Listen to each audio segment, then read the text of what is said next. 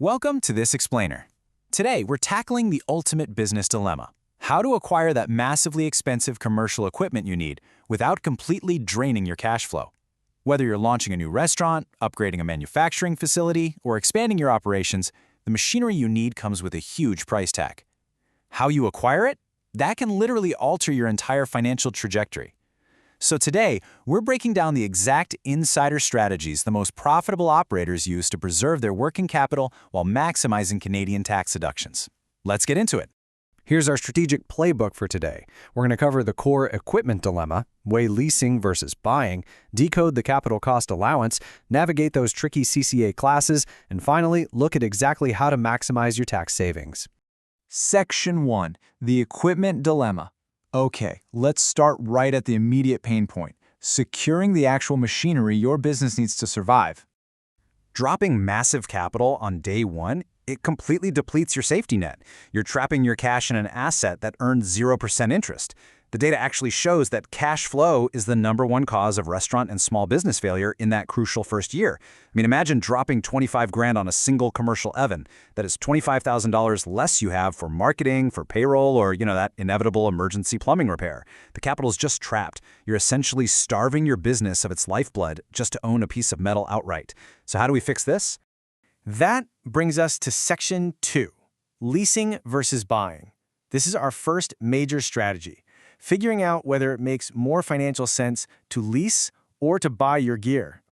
Let's look at the classic comparison here. Buying outright is a capital expense, or CapEx. Sure, it's cheaper over time and builds equity on your balance sheet, but like we said, it traps your cash immediately. Leasing, on the flip side, is an operating expense, OPEX. It preserves your working capital, and here's the kicker: it's often 100% tax deductible annually in Canada. Plus, it's a fantastic inflation hedge. Think about it. You'll lock in today's equipment price, but you pay it off over the next 3 to 5 years using future dollars, which are technically worth less because of inflation. But, you shouldn't just blindly pick one over the other.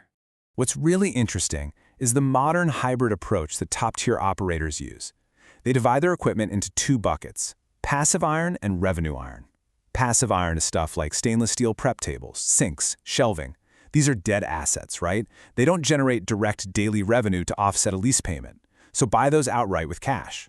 Revenue iron, however, includes items like premium fryers or high-end soft-serve machines. These are your absolute profit engines. You want to lease these items to protect your capital. Let's run a financial showdown for a $15,000 oven. If you buy it with cash, your upfront cost is 15 grand, and the cash you have left for the business? 0. If you lease it over 5 years, you might pay, say, $600 upfront for the first and last month. Now, yes, over 5 years, leasing does cost more in total, around $21,000 to $24,000 compared to the original $15,000. Buying saves you about 6 grand total over half a decade. But look at the retained capital difference here.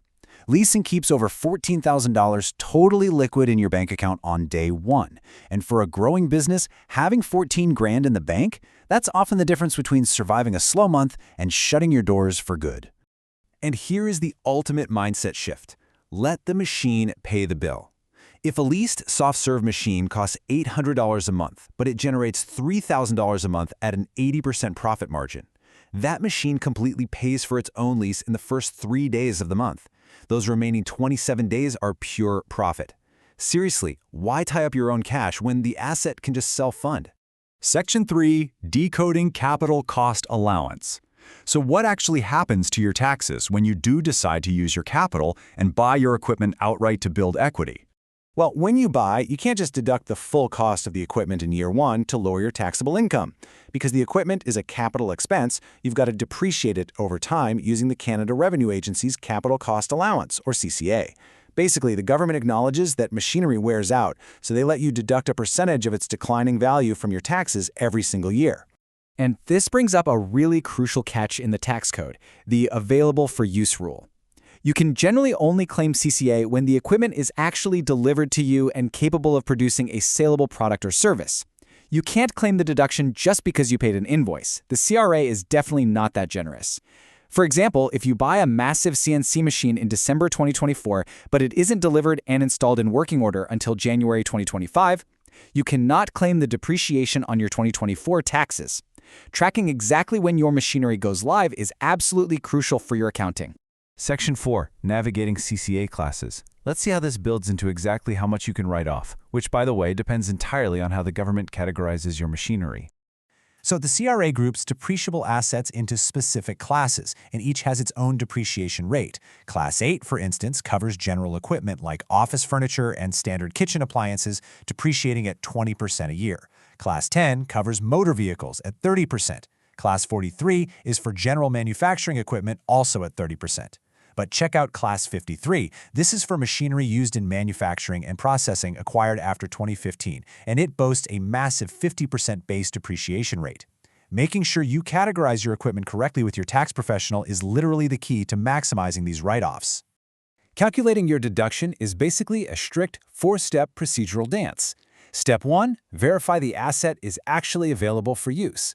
Step 2, pinpoint the exact CCA class. Step 3, apply the standard half-year rule, which just means the government only lets you write off 50% of the normal allowable amount in your very first year. And Step 4, you do the math on the declining balance year over year. However, there is a massive exception to standard depreciation limits right now. If you operate as an eligible person or partnership, the immediate expensing incentive lets you bypass that slow depreciation process entirely. You can actually deduct the full 100% cost of designated property up to $1.5 million per tax year. That's a massive tax shield if you're making heavy capital investments, though it does have specific limits based on your business structure and income. Section 5, Maximizing your tax savings. This brings us to why timing your acquisition strategy right now is absolutely critical for your balance sheet. The tax code is actively changing as we speak. The era of 100% accelerated write-offs, which were incredibly popular, by the way, officially ended in 2023. We are now in a phase-out timeline.